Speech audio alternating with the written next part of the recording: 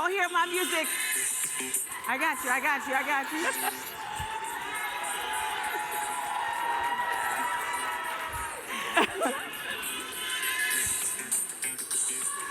Good morning, ladies.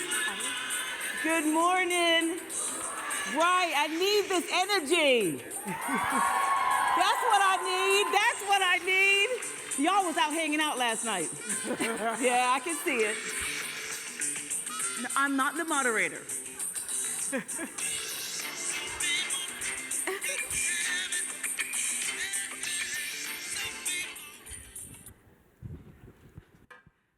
right. Awesome. Well, I don't know about you guys, but I saw Lisa Nichols this morning, and any nerves I had, like I cried the entire time. So I'm just happy to be here and to serve you women. Like, I really do feel like these are our sisters. This is my core demographic. So I'm grateful to be here to moderate this. The women that we have on stage are incredibly competent and impressive. So we'll go ahead and just get started, all right? So on our panel today, we have 3 truly accomplished women.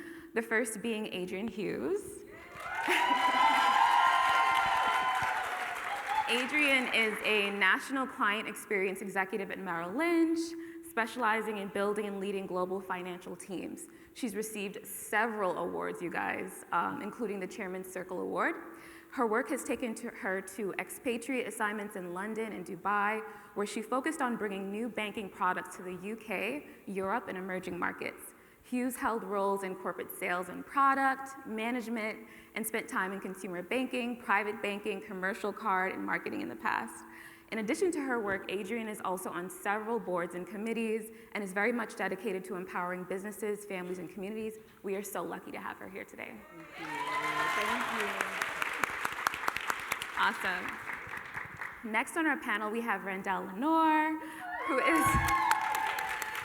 is the Vice President and Branch Leader for the Chicago area at Fidelity Investments. Randelle spends her day-to-day at Fidelity inspiring a team of financial planning professionals and coaching them on how to deliver essential support to customers in need of financial planning. So this is truly her bread and butter. She holds a bachelor's degree in economics from Michigan State University, and she believes that solid financial planning relationships can change lives and communities for the better. Please welcome Randelle, who we are also so lucky to have here with us. And then I think ShirleyAnn is pretty popular, but our final panelist is ShirleyAnn Robertson, who is actually a second-generation financial professional. ShirleyAnn began her career with the Prudential Insurance Company of America in 1992 under the guidance of her now retired business partner and mother, Hyacinth Robertson. Together, they built the highly successful firm of Robertson & Robertson Financial Services, which provides quality insurance and financial consultation services. Celebrating 30 years in the financial services industry, ShirleyAnn has received numerous industry awards, including the $1 Million Roundtable Award, recognizing her as one of the top 1% of financial service professionals.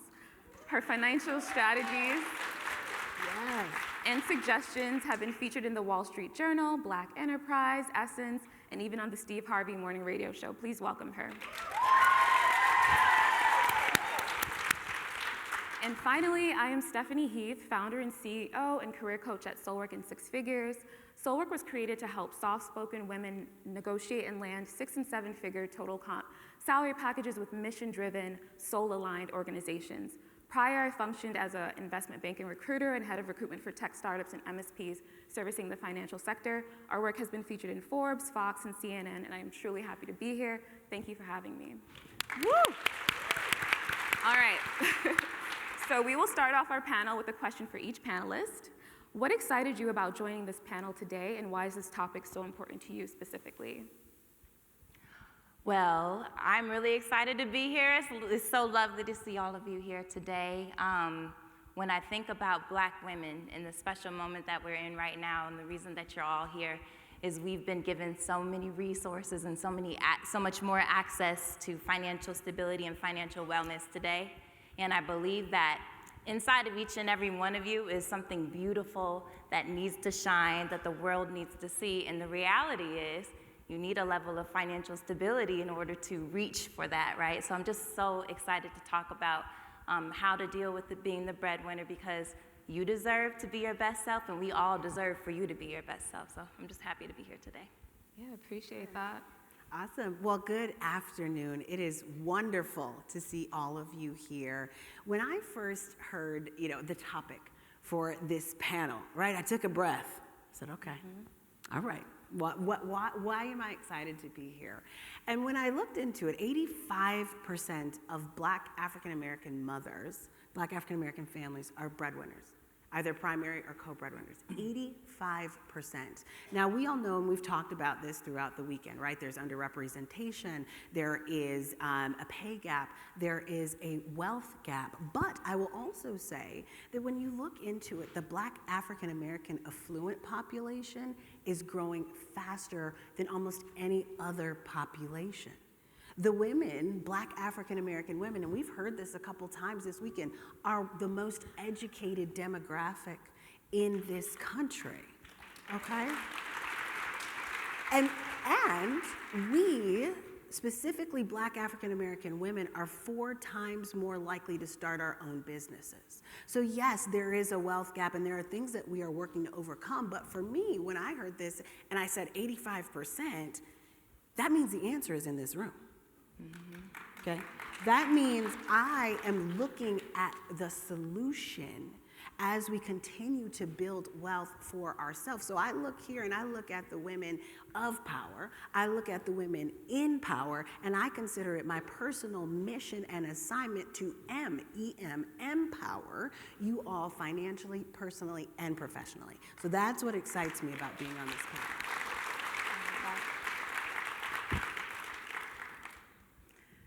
Good morning.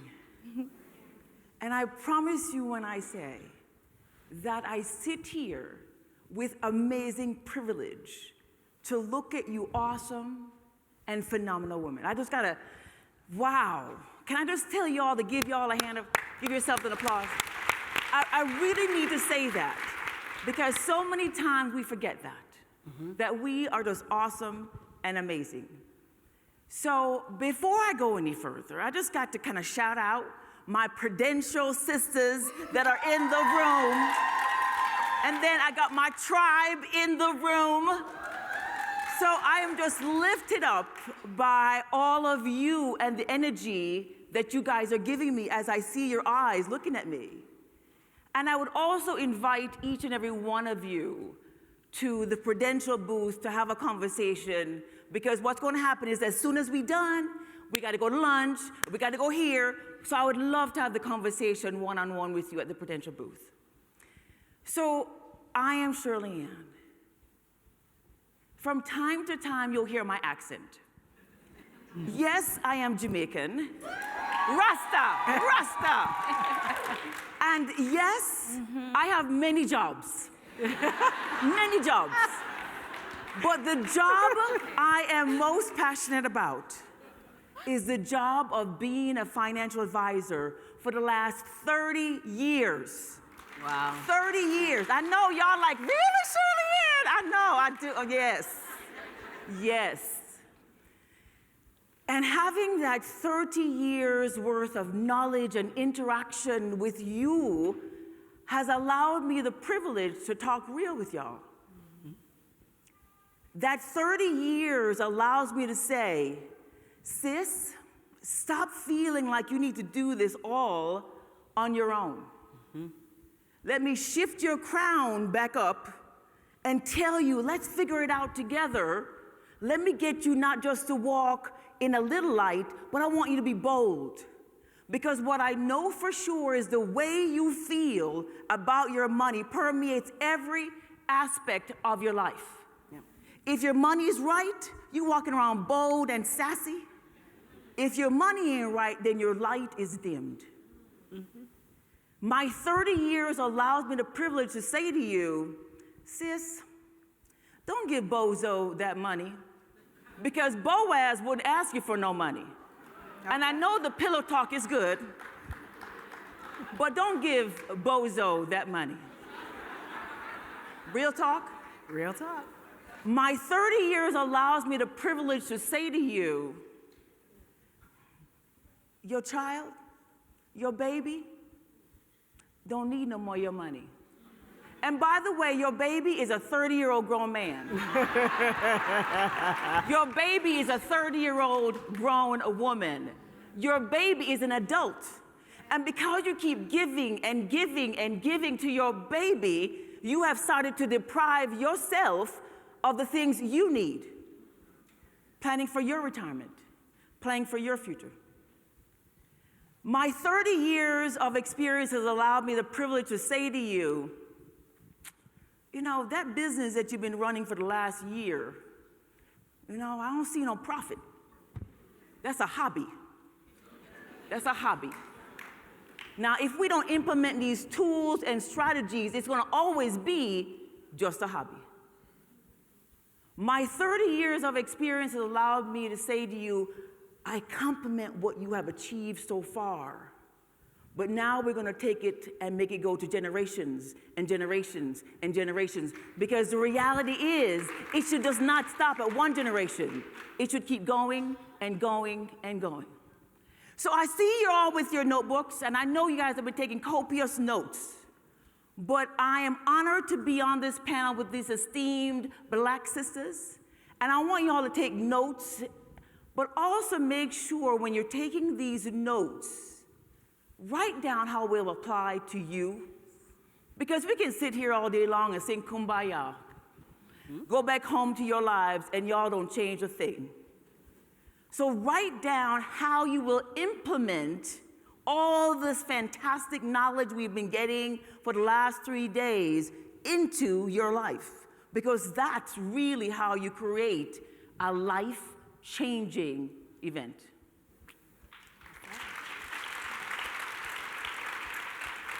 Awesome. Yeah, so much good there. I definitely relate to wanting to stabilize my finances before even looking at love. I don't know if anyone else can relate to that, but just being really confident in who you are before you can start dating, for me, it was a big deal. And so before we go into the next question, can you guys just raise your hand if you're the breadwinner or head of your household financially? Awesome.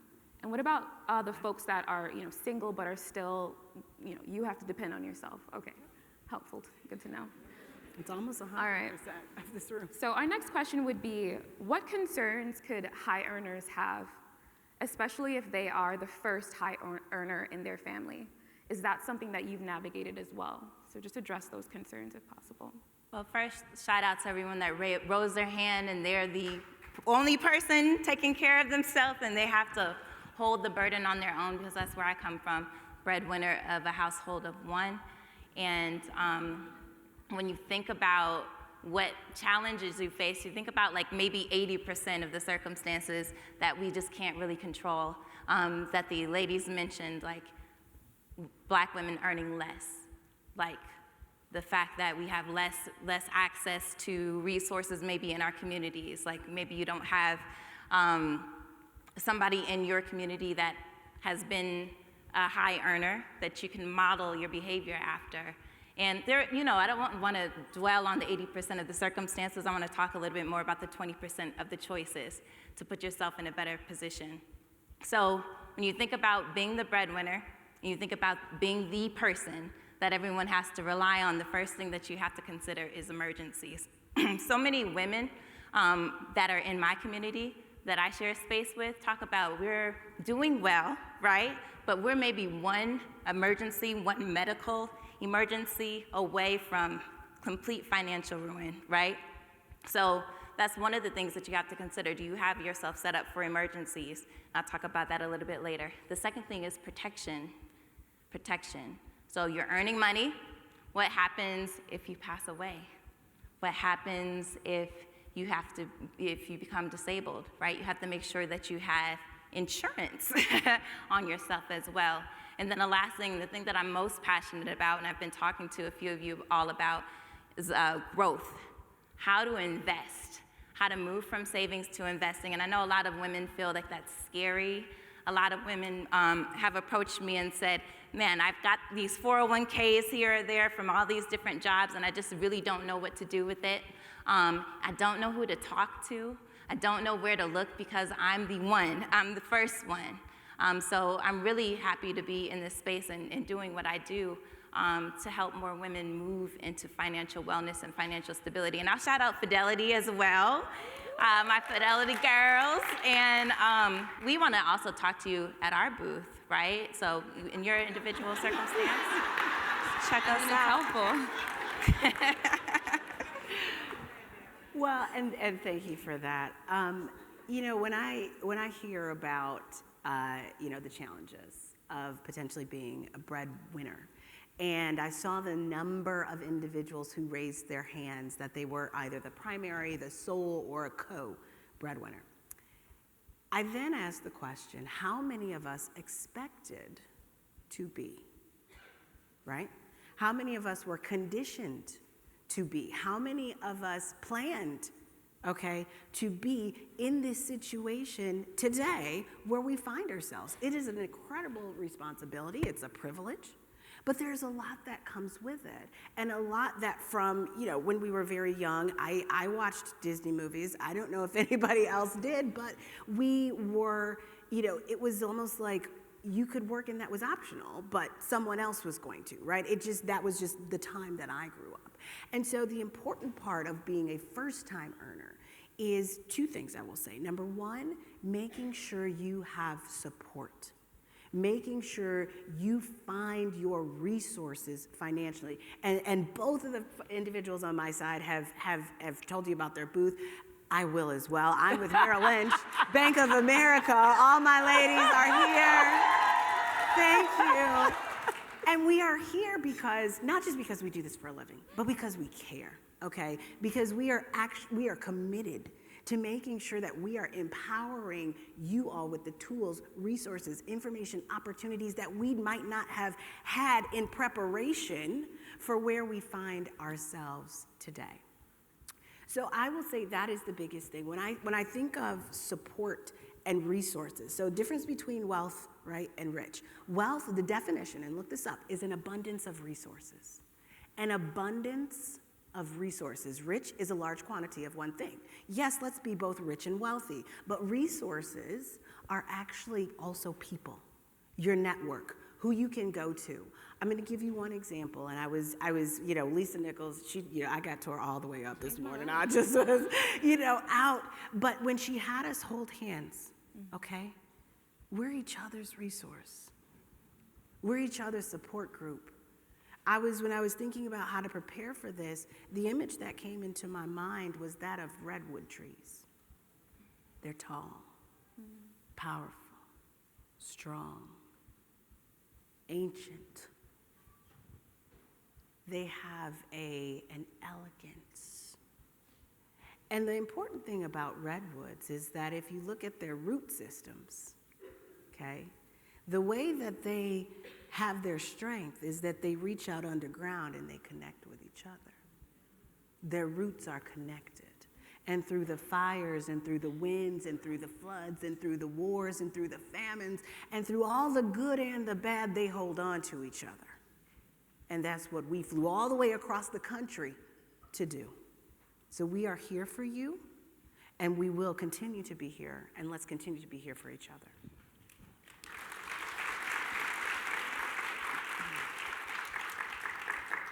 So, I look at being the breadwinner, the high earner, as a relative statement.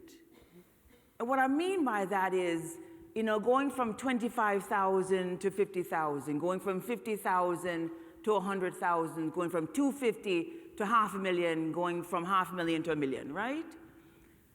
The reality is that I honor whatever income level you're at. And you have to honor yourself at whatever income level you're at. And stand in your confidence that, snap, I'm making this money. I am making this money. But I think the bigger part I am concerned with, it's not what you make, it's what you keep. You hear me? And let me say it one more time, just in case y'all didn't hear it. Because I have an accent, I'm not from this country. It's not what you make, it is what you keep. And so many times what I see is that we start living up to the income that we're making. Can't say amen, say out. So what I'm saying there is, so, we're now making six figures, and so we start buying the new cars, or we start buying the new houses, and oops, and the thing of it is that we're just showing off. And don't get me wrong, I'm saying, sister girl ain't hurting, but there was a space and time where I was very intentional with my own spending. I am clear, for me, I'm happy to eat sardine and crackers. My sister and brother was eating filet mignon. But when they ran low on money, guess who they were calling? And so the other side to that, and my phenomenal moderator, Ms. Six, which by the way, she's a negotiator of six-figure incomes, so we're going to have to sidebar on that piece as well. The fact is that, I wish Bozo would try and step to me wrong. Right? So there's no 3-carat princess cut platinum setting ring. I'm sorry, I'm projecting right now. Sorry, ladies. That was my inside voice that came out. But I'm saying that to you because, this is why I love the fact that we have to create the sisterhood and give each other permission to shine. And if your sisters don't allow you to shine, and I'm not talking about flossing, there's a difference between shining and flossing. Okay? I want you to shine in your excellence. And so everything that's already been said, the only piece I really need you to hear me is that now you have been making this new level of income. Now we got to start doing the work. Now is the time that we have to have the conversation. Now is the time that we need to make sure that we are max funding our 401ks. We are paying down debt. We have the resources set aside for emergency needs. These are the opportunities that when you're making more money, you don't spend it. Because it's not what you make, it's what you keep. Okay. Can I just piggyback? Everything you just said was spot on. And I will just piggyback by saying since we're getting real now, can I get real with you? 100. All right. May I get real with you all? Okay, there is no excuse for anybody in this room not to have a financial plan. There is no excuse. Oh, well, I'll wait till I get out of debt. No. Oh, well, I'll wait till I earn more. Oh, no. Oh, I earn a lot, so I'm good. No, every single reason is a good reason to have a financial plan, okay? And as you hear all of these women, these phenomenal women on stage and the phenomenal women sitting around you, I want to make sure that when you talk to someone, you are getting tailored information to your situation.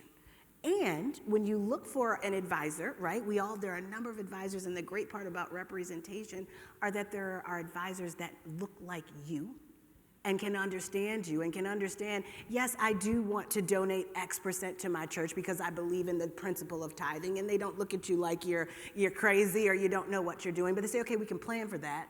Or when you say, oh yes, I plan to support my parents, because that is a critical part of my character and who I see myself as being. They don't tell you that's not a good idea. They say, okay, we know what you want to do. I understand you. I see you. And we're going to put together a plan. Here's what you need to do. You specifically to meet your needs. Thank you. Yeah, I love that.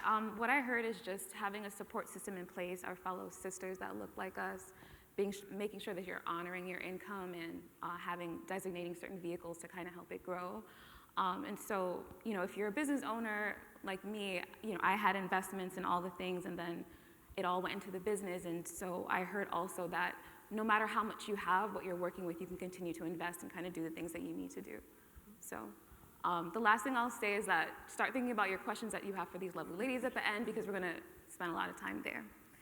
All right, so let's talk practical. And just as a follow-up to that question, what challenges arose when you stepped into being the primary earner? And how do you navigate that role now, and how did you navigate it in the past? I think for me, I had to shift the way that I was navigating my life or thinking. Coming up from college and then moving into professional careers and making more money, maybe up to 10 years ago or so, me and my friends would just fly and fabulously on trips and things like that. And so much of the way that we see ourselves and so much of the way that we want people to see us is wrapped up in our demonstration of wealth. it's wrapped up in how we talk about our positions and how much money that we make. But then I had to start thinking about, oh my gosh, like if I don't plan on getting married and if I don't plan on having kids, my parents aren't gonna be here forever if something happens to me. So how do I put things in place to make sure that I'm good? And then furthermore, what if somebody else has to depend on me? Like we all have, like we were just mentioning before, the aspect of community. Who holds you when you need help, right? And that's why I put so much emphasis on building strong friendships and strong relationships. One, because we need that support to go through these emotional things, being the first person to do something. You need advocates, you need role models that you can, echo. You can engage with people who can challenge you. But that's really what my first challenge was, to think about the way that I was living my life a little bit differently. Like I am the person that has to rely on me, and how do I put steps together? The other thing that I hear from my friends sometimes is like, I'm in my late 30s. A lot of my friends are late 30s, early 40s, many of them not married. And so many of them have not set up a plan because they're expecting some man to come into their life and do it for them. Yep. And it's just devastating to see that. And it's just like, you have to get started now. Things can change, right? Things can change quickly, but you have to get started now and not wait for that job, not wait for that certain level of income, not wait for that certain dollar amount in your bank account. You can start investing with like $1, right? So just getting access to the right resources to start investing, the right resources to protect yourself, the right resources to make sure that you're good in an emergency. And I would say that those are some of the challenges and the ways that I've navigated them. That's great. And I have two challenges. And I'm probably, the first one, I come from probably a very different place. So I've been married for almost 18 years. I have 3 boys under 5. They are 5, 4, and 1 going on 2. I see your faces. So my struggle, the struggles as I continued to earn more in my career and continued to progress financially were twofold. Number one, balance. Balance, right? It's almost like, you're trying to walk a tightrope often of, am I being a good mom? Am I being a good wife? Am I being a good leader at work? Am I being a good daughter and a good sister and a good friend and all of these roles that we all put on multiple times a day at the same time, take on and put off, right? So continuing to, and balance isn't something you just strike and it is forever there. Right? You have to continue every step you take, every level you make to continue to recalibrate, to define your balance and stay on balance. And that's a thing. When we talk about husbands and spouses, for those of you who are primary breadwinners and married, right? I love how yesterday they said, it's like your value's not just your W-2, right? Like there's so much value that we bring. And even when I look at the term breadwinner, I looked it up, I was doing my research, I was like, okay, this is an interesting term. Is there like a bread loser? Like what is the opposite of said, definition?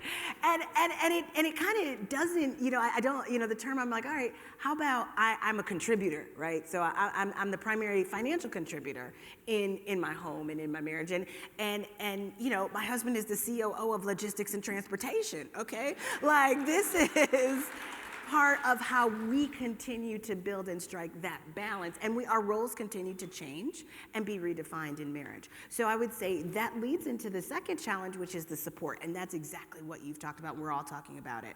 We have to ensure we have support. My guidance to each and every one of you is to make sure that you have a financial advisor.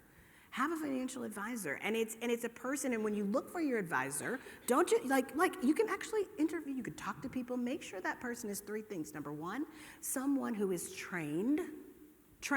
Okay, there are several licenses and requirements to be a financial advisor. Make sure the person is trained. Make sure there's someone that you trust, someone that is trusted, and make sure there's someone that you can talk to. There's nothing that is wonderful about walking into a room and feeling that the person on the other side of the table is going to judge you for where you are, or judge you for how you think, or you can't have a good conversation. If you can't, like you said, you can't have a good conversation with your doctor and tell him the truth, right? Then you're not going to get very far. So these are the things that I want you to look for. So number one, it's about balance, and number two, it's about finding the right support. So whether you are the financial Mother Teresa or you are the financial Scrooge, whichever one you are in your family. In my family, I am the financial Mother Teresa. And I don't mind helping my family. Because in full transparency, the fact that my mother set me up so well, I really feel the responsibility. But you know that phrase, to whom much is given, much is required? That's right. It does not mean depriving yourself. It does not mean going without. It does not mean going empty. I had to learn that. So you guys remember 9/11, right? So 9/11 was a time where travel completely stopped. Leisure travel was absolutely crippled. My sister was a travel agent. So her business completely dried up due to 9/11. So my sister, older sister, I'm the middle child, forgotten child, but that's another conversation. Older sister, younger brother, my older sister came to me and she said, sis. Mm-hmm. Y'all know when you hear sis, It's coming. there's something coming behind. Sis, can I borrow some money to pay off the debt for the business and I'll pay you back? I said, yes, I'm happy to help you, sis. I've got it, I'll help you. So I went to my 401k. I know, right? See, full transparency. All y'all was like, ooh. Mistake number one. Enough. And then I handed her the check. Ooh, mistake number two. And the agreement was, after about 6 months, she would start paying me back. She said $250. I said, no, sis, just pay me $100. I'm good with that. Pay me when you can. I'm good. I know, right? I'm just telling all y'all my business. But I do that so you realize every time when I'm coaching you guys, I lived it. Yeah. So, all right, now 6 months comes. I'm waiting for my first check. ShirleyAnn, Robertson, $100, because that's what we agreed on, $100. Thanks, sis. I go to the bank, deposit the money. Miss Robertson, I've got a direct relationship with my banker. Miss Robertson, not sure, but the check that you gave us did not go through. Don't worry about it. Got it. Call my sis. Hey, sis, the check didn't go through. I'm sorry, Cheryl. ShirleyAnn, Robertson, $100. So I take that check to the bank, hand it to the banker. My banker calls me and says, well, maybe we shouldn't be taking any more checks from that individual. This is my sister. And so then from there, she starts, well, what happened was, and this happened, and then after that. Folks, 9/11, today is 2023. Ask me if I got that money back from my sister. Ask me. And I will tell you the hatred that came over me from my sister. I had to go to my daddy. My daddy. And my daddy and I prayed and I prayed and I prayed. And I know y'all like, prayer ain't gonna help. I know, folks. Trust me, I know. I found some other ways to tax deduct it, but that's another conversation. There you go. But the truth of it is that my daddy reminded me and he said, Princess, forgiveness is not for her. For you. Forgiveness is for me. That's right. And that was how I was able. Now, trust and believe, money and my name does not utter from my sister's mouth ever again. But that experience taught me how to engage with my family. Mm-hmm. I promise you, I do not mind loaning money. But what I do, though, all of them quite clearly, you cannot get another loan until you've paid off the current loan. Because if you think about it now, if your family were to go to a creditor, a banker, or anybody else and ask for a loan, that how could they get another loan if they defaulted on the first one? They wouldn't. So that's now my practice. And so they know I'm the rich auntie. And if they want some money from rich auntie, they better come right. And they do. And my niece and nephews come right. So, I'm not all saintish. I need tax deductions. So I bought 3 condos. 3 condos. My 2 nephews live there. I'm closing on one next week. My niece and my nephew live in one right now. And I'm getting a tax deduction, so don't think I'm that, sweet. I needed a tax deduction. But trust and believe, my nephew thought he was gonna play with me on my money. I said, no. I got there like the next month he was late with a moving truck saying, boy, I'm not the one. He showed me that money quickly. So I'm saying to you that these are reasons why I become so transparent. Because my 30 years, y'all, I done felt some stuff. And so when I'm coaching you, and I love the fact that everything we're bringing here is about having the true conversations with a financial advisor, because some of the other advisors would be like, why would you give your family money? And I believe in helping, but there's expectations, there's responsibilities, there's commitments. And that's how we're able to nurture and grow each other. How many of you can say that you've been in that situation as well, where you lent money to close family members? Yeah. Everybody. So Everybody. she put 2 hands up. Everybody said me. Everybody said me. Yeah, I mean, the work that I do is just making sure that you're balancing the mental health aspect of it all.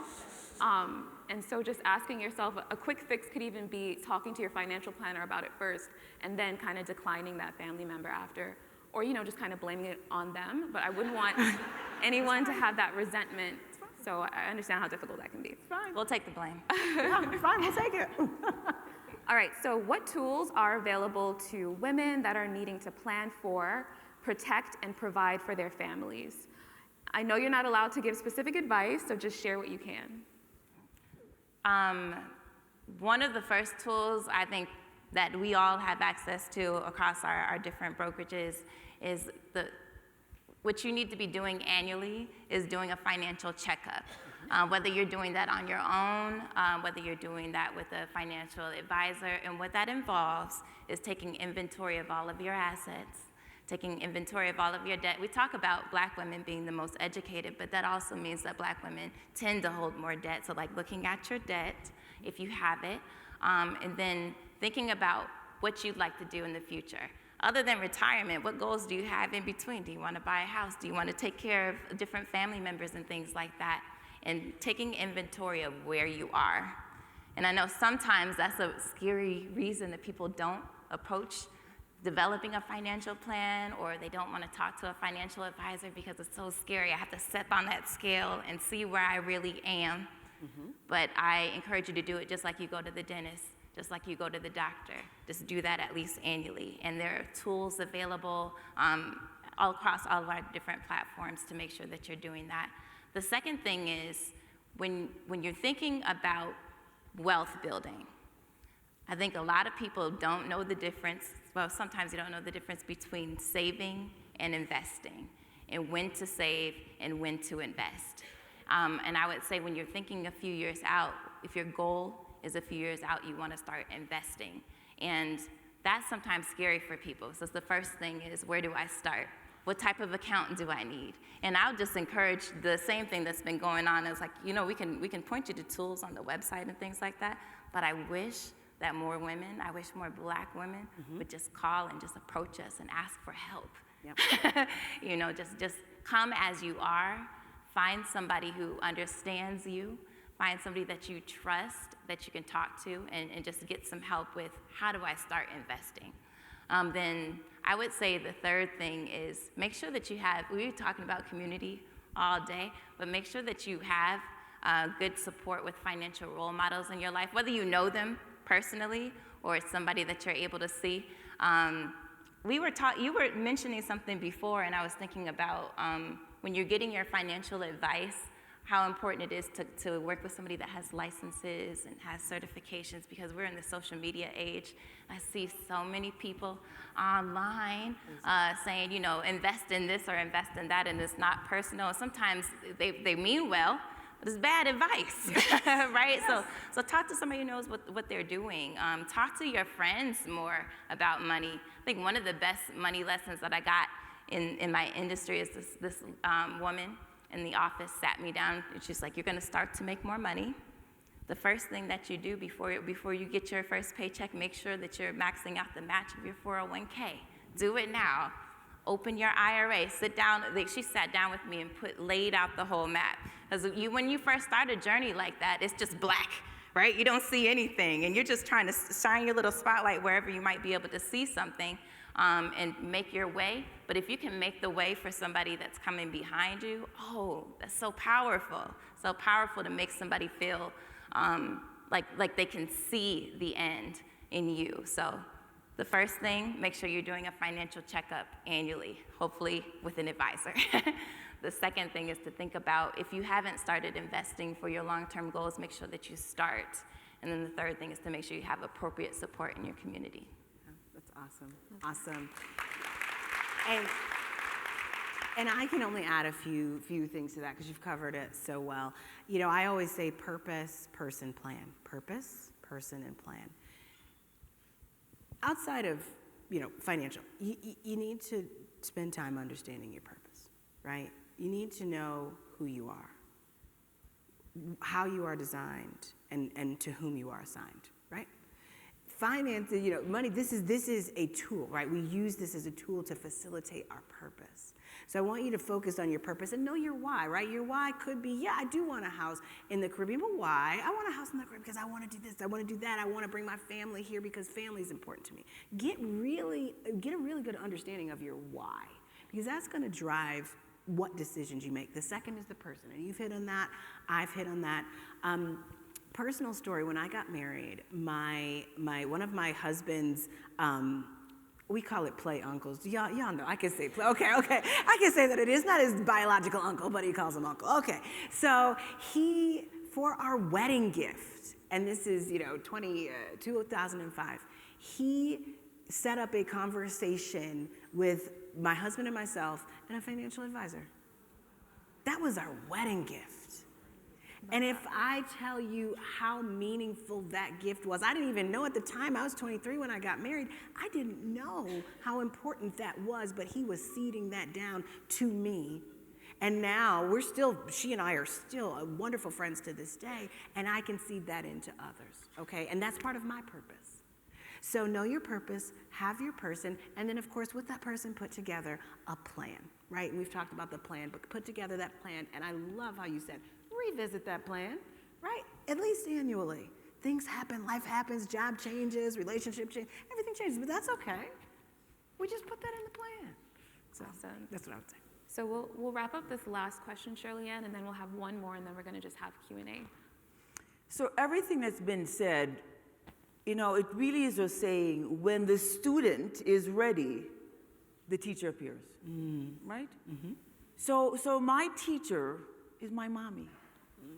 And man, when I tell you how much I revere my parents, you hear every accent, right? You hear every accent come out for that one. I revere my parents. When I started with Prudential 30 years ago, my mother sat me down and said, ShirleyAnn, before you can sell it to anyone, you must first own it. Mm-hmm. At that time, I bought my first $1 million worth of life insurance. I didn't say $25,000, I said $1 million. My mother made sure I bought disability insurance. My mother made sure I bought long-term care insurance. My mother made sure I was max funding my 401k. My mother made sure I had the best medical plan that Prudential offered and continues to offer every single year.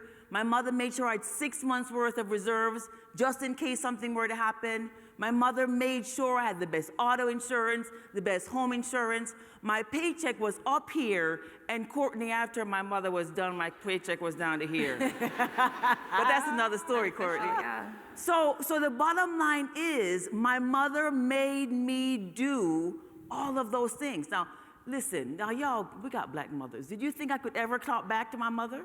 No. But to this day, I am so thankful. Fast forward, my mother and I are coming back from a Prudential meeting. And out of nowhere, a car hits us. And based on the force of that impact, I'm thrown from the car. Thrown from the car. Now, at that right time, at that right moment, an ambulance was going by and saw the entire thing unfold, quickly packaged me off, and rushed me to one of the best trauma hospitals in Illinois. Now, for the next year and a half, I had to learn how to walk and talk again. So every time I get a chance to share my testimony, I say, God, thank you. Thank you. I say, God, thank you. All right. Thank you so much, ShirleyAnn. So we'll just have one final question, and please connect with these women after, because even I want to hear this story. But all right, how can women leverage their wealth to support the organizations and the communities they are passionate about? So we'll do that quickly, and as we answer that question for you, if you have questions, you can come to the mic now. Start. All right. So if you're in the position where you want to better support your community, or like we were just talking about purpose and how much you want to be connected with your purpose, I have 3 things for you regarding how to do that. The first, has anyone heard of ESG investing? Environmental, social governance investing. It's a way to put your money in a place that is aligned with your values and aligned with how you want to see the world. And it's one powerful way to use your investing to create a better world. The second thing, donor advised funds like charitable gifting. If you don't already have that, it's a way to invest, but to invest in a tax-mindful way to give money to charities. So, amazing tool. I think a lot of people just give the charities outright. You should talk to somebody about how to do that. And the third thing, I know in my community, I come from 2 parents that have doctorate degrees, Drs. Tony and Cheryl Lenoir, if that's any idea of what my household was like. But education being very important. A lot of people, I wanna inspire you to think about the generation after you. And a lot of that comes from access to education. And a lot of people think that you only buy $5.29 for your kids, but you can buy $5.29 for any kid, right? So if you are by yourself like me and you want to support other people going to school, you can open a $5.29 for somebody. So just a few ideas. I love that so much. I see helpful. a line of questions, and she covered it. Okay. The only thing, again, that I will say is make sure you understand your purpose, right? What you're focused on. It's about legacy, right? It's about our generation and building for the next generation. And then, final time, I know you've heard it, but our Merrill Lynch advisors are in Raphael too. So talk to them after this. ShirleyAnn. Life insurance. Oh, one. Sorry. Life insurance creates a legacy. Yep. Life insurance is the same value today, tomorrow, and always. Yep. Life insurance allows you to name the person, the charity that you want to leave that blessing to. Yep. First question, please. Yep. So ShirleyAnn, I'm going to follow up on your point about life insurance and ask a question about whole life insurance and the ability, to your point, Randelle, about people on TikTok talking about being able to pull money out of that. So can you speak a little bit to that, is the first part of my question. And then the second part of my question is relative to the concept of a family office. At what point should we be thinking about trying to set that up, and how do we do that? I didn't hear the second part. A family office. Family right? office. Mm-hmm. At what point from a financial perspective, from an income perspective, what's the point at which you should be starting to think about establishing a family office? Got it. So let me give you the easy way to think of life insurance. When you close your eyes, that policy's there. You hear me? Because so many times we get caught into the conversation of whole life, term insurance, UL, this. Folks, for now, I just want you to walk out of here and say, and hear me say to you that when your eyes close, the right policy to have is the one that will pay your family X amount of dollars. Because renting insurance is term insurance, whole life insurance is building equity in the policy. But so many times we keep paying, and then the moment we buy that new car or that new house, we stop paying for the life insurance. And I do not want you to do that, because I'm so sad when I see the other side walking in with $1 million worth of life insurance proceeds that I'm going to pay out, but we walking in with $25,000. 25,000 will not do anything. Chicken dinners, folks. Done with the chicken dinners. We got to do what's right for our family. Awesome. And then, the second part of it, I look at it where, my mother and I as business partners, there is that need where as a business, I am the key person of the business right now, and I'm carrying on the legacy. My niece is with me. So in terms of what you're asking me to say, whenever you feel that everybody is ready to move to the next step, make sure you write it down, the expectations of each other, because everybody can, have foggy memory.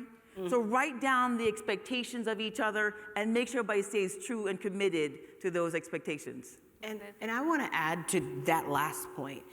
Some of you have life insurance now, some of you don't, but make sure that your beneficiaries are in order, the percentages are in order, the paperwork behind is in order, because we see often, oh, I did it, and then we don't know that things need to continuously at some point be looked at and revisited.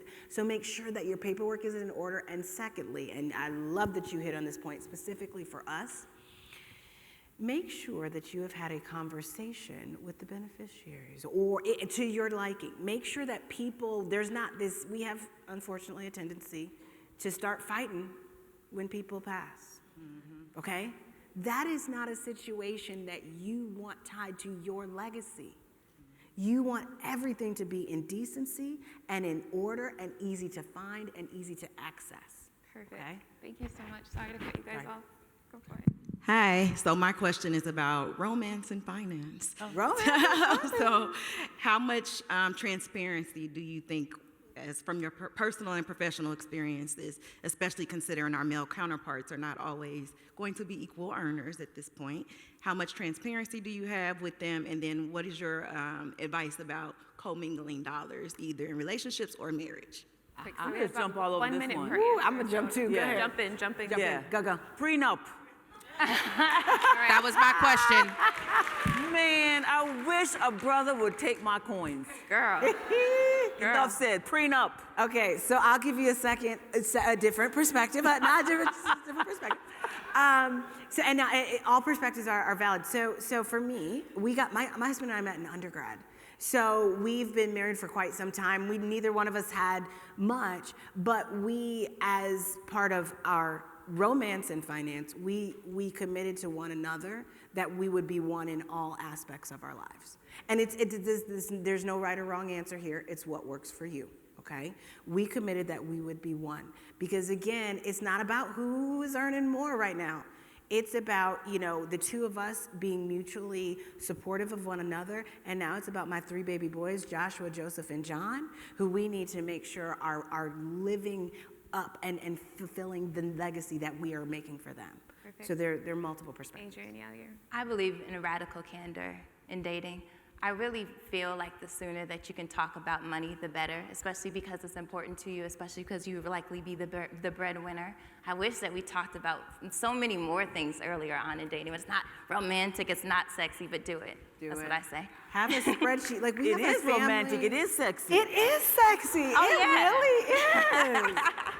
It really is. My husband has a spreadsheet, okay, of our, like we both, and we look at it constantly, right? This is part of, you don't want uncertainty in your finances to permeate further than it should, right? So lock it down.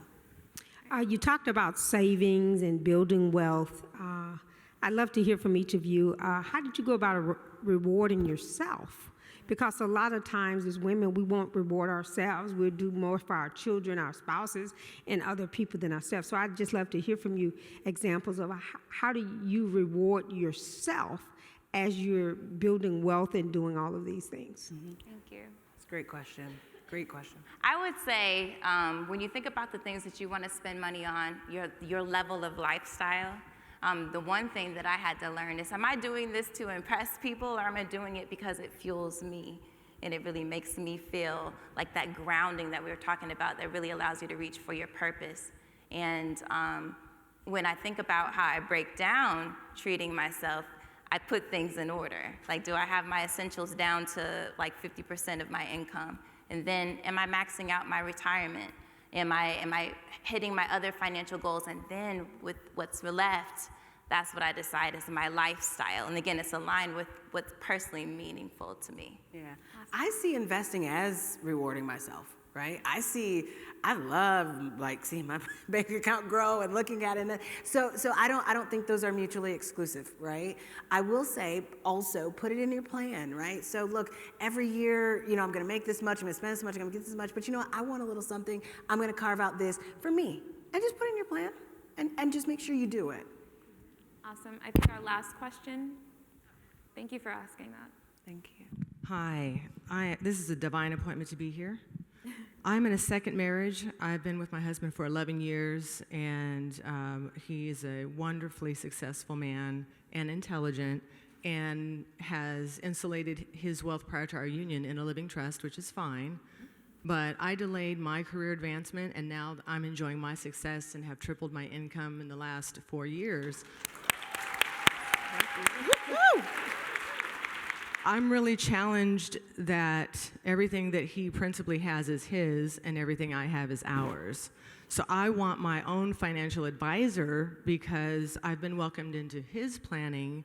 We're building a separate, living trust, but it doesn't feel like it's serving me. And when I meet with our advisor, I feel like he's not my advisor too. So I'm gonna talk to you in the booth. I'm leaving with the decision, and I need to have a conversation when I get home about how to integrate the strategy for our household with me having the advisory that makes me feel served. Love it. That was worth it. That's all we need. So the one thing I will say there is that it is okay for you to have your advisor and for him to have his. Yes. And do not feel that you have to follow each other. Your thoughts are different than his and vice versa. So don't feel guilty with that. Yes. They gave us one more minute, so we can take these. Good afternoon. Thank you all for coming. I'm E. Marie Broussard. I'm with Merrill Lynch, Bank of America. Question is. And what I wanted to ask you all about is a lot of people, millennials and Gen X in particular, are getting a lot of financial information from TikTok. I think you mentioned this. Can you speak a bit about what it is to get information from TikTok versus an actual financial licensed advisor? Hold on. So I'm okay with whatever medium you're getting information from, i.e. the Dave Ramsey's, the Susie Ormans, my client and friend, Patrice Washington, the Money Maven, Tiffany, the Budgetnisa. I'm okay. Because sometimes you need to hear what other people are saying. Now that you've heard that information, we sit down and we're going to start applying it. So I'm okay however you get it, but it's not one size fits all. Susie Orman, Dave Ramsey, they're not going to always speak to what we're speaking to, but just extract some of it and start implementing it into your life. The key is to do something, as opposed to get ready to get ready. You know how many of y'all been getting ready to get ready, and y'all ain't got ready yet? So on that note, I'll hand it back to you. Yeah, so we're gonna just have some final words, but it's been a pleasure serving y'all, seriously. So thank you. Any final words for these women? I would say I hope that you were able to write something down, like ShirleyAnn was evoking before, that is actionable, that you can do today. And I hope that you got some value from this. Please, please stop by and see my lovely Fidelity ladies at our Fidelity booth. We have something very special to share with you. Last month for Black History Month, we put together a Black Wealth series. It's a series of content that's really tailored to your situation. We're really excited to share it for free. So if you stop by, scan the little QR code and check us out. And Randelle, just before you start, if you're negotiating a salary, I'd love to be able to make it higher. So find me somewhere if you'd like. I have to leave by just acknowledging you and telling you good job, okay? I see you, I see what we do, I understand the weight we carry, and I understand the crowns we wear. But I want to say to each one of you, well done. Keep it up, keep learning, keep connecting, keep building, keep growing, keep seeking, and keep walking in the purpose and the destiny to which you are called. And I would just say thank you for being here today, ladies. Thank you for taking the initiative to come and hear about your money. Yep. And now, when you look at my name and Google my name and you'll reach out to me to have the conversation, it'll be a confidential conversation that we will have about your money. Because if your money ain't right, you ain't right. You ain't right. Thank you, ladies. Thank you.